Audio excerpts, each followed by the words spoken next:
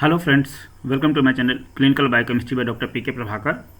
Today I am going to talk about mucormycosis, or it is also called as black fungus disease.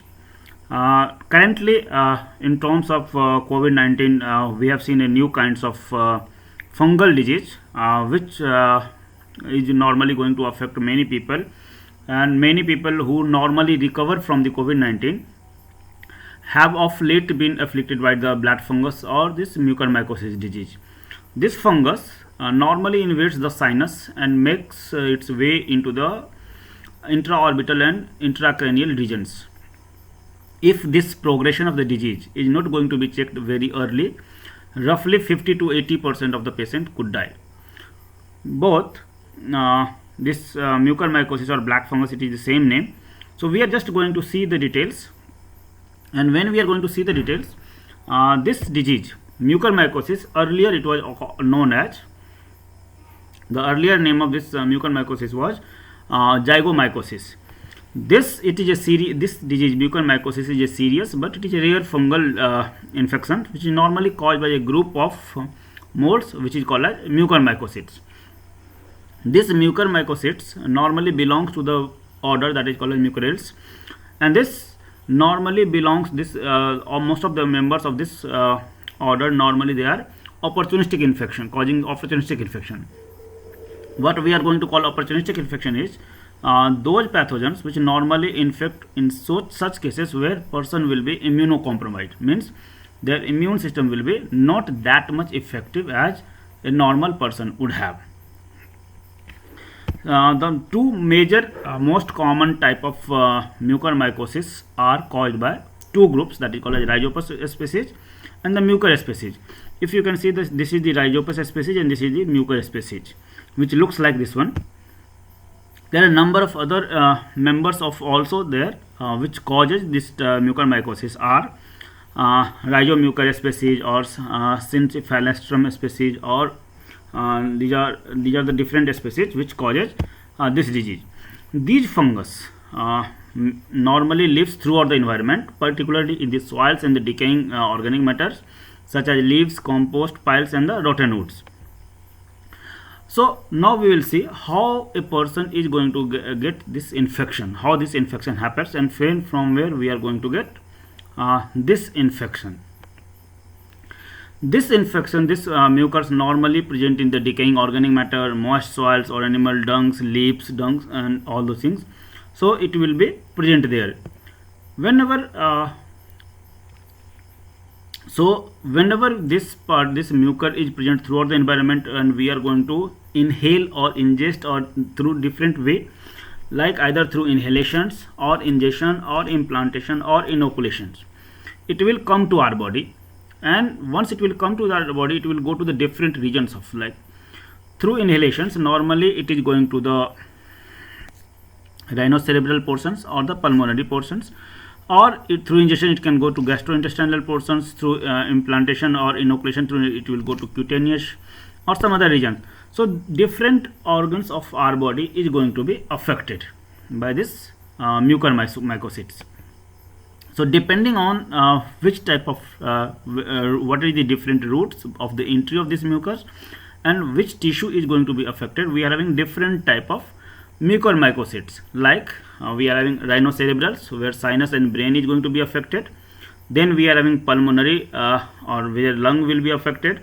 Then we are having gastrointestinal, where GIT tract will be affected. Then we are having cutaneous, where skin will be affected, and disseminated, where normally we don't have a specific regions of this infection. In case of rhinocerebral or sinus or brain, an infection in the sinus,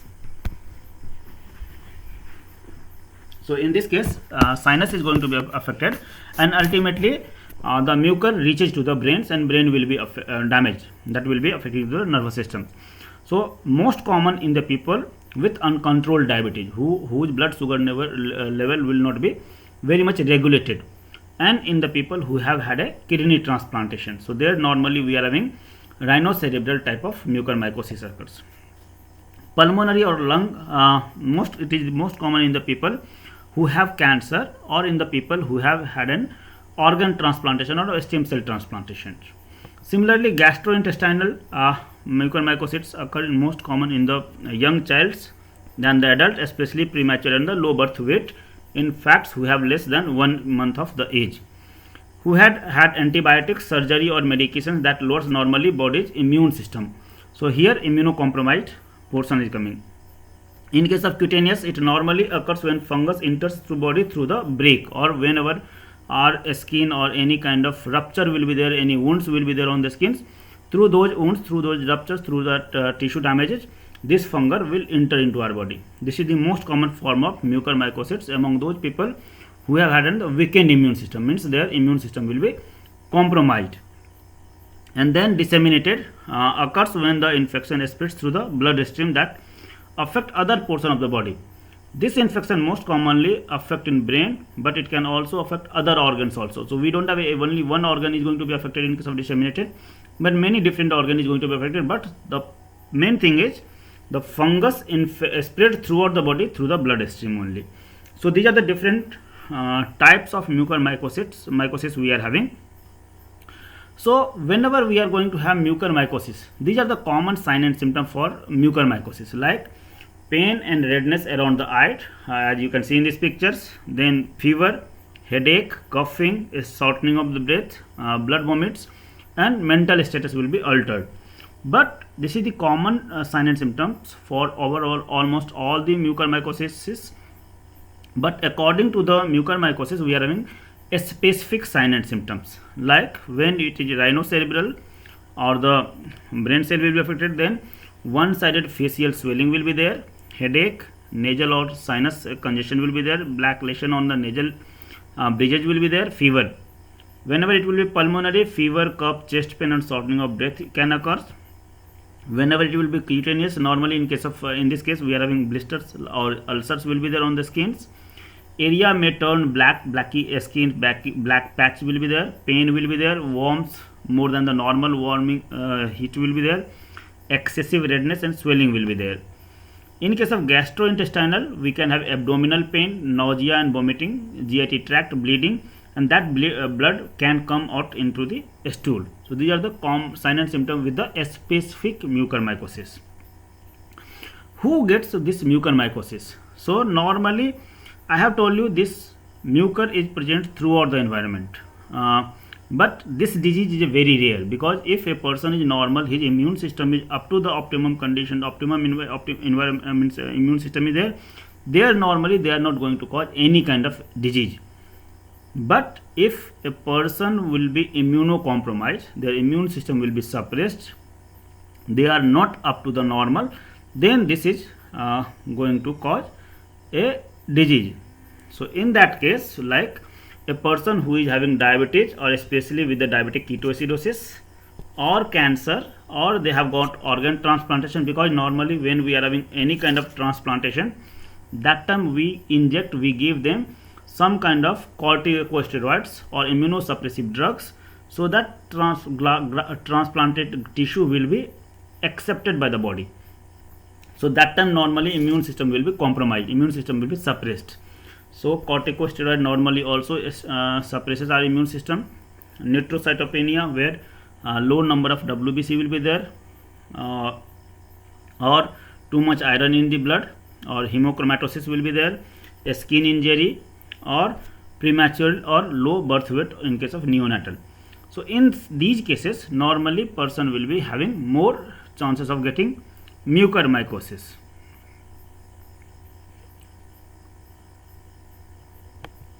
Now, how does patient get predisposed to the mucormycosis? That was the thing. Most common thing is, if a person will have any kind of comorbidities or post transplant or malignancy where immune system will be suppressed, variconazole therapy where normally also immune system will be suppressed, prolonged ICU stay, or suppression by the any kind of steroid medicines, or in case of uncontrolled diabetes mellitus. These are the risk factor which normally increases the chances of mucormycosis. How we can lower the risk of mucormycosis?